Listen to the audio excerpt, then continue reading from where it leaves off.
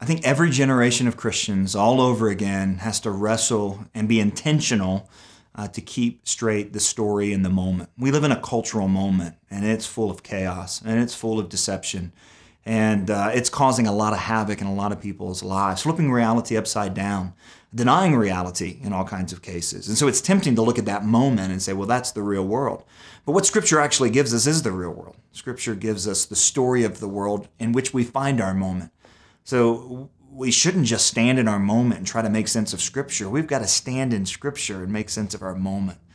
And the story of the world is centered around an event that has happened that will never change. No Supreme Court decision, no presidential candidate, no international conflict or militant religious group can ever put Jesus Christ back in the grave. So that's why when Peter is writing in his first epistle to a group of Christians who are just heading into some crazy cultural times, he writes them the book of hope.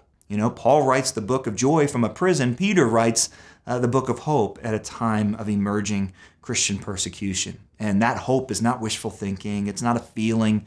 It's centered on a reality for Peter that Christ is risen from the dead. So no matter what happens, Christian hope is not a feeling. It's secure in this reality that Christ is risen from the dead.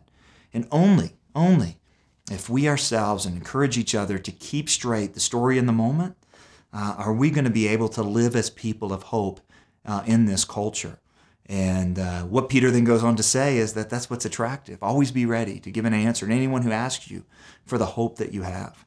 Man, wouldn't it be great if a watching world would look at the church and go, man, those guys are nuts, but they're hopeful.